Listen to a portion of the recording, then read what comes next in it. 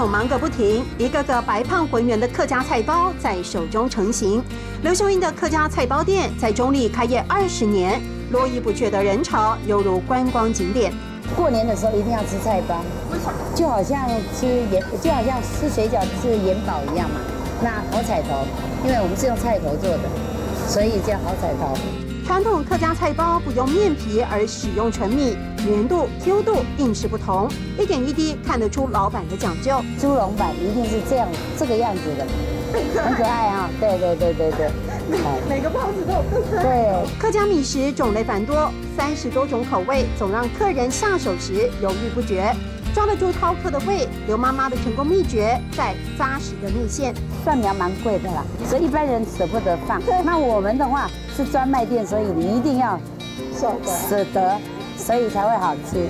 有舍才有得，就算萝卜从1斤150块涨到800块，刘妈妈还是坚持要让顾客尝到最饱满的客家风味。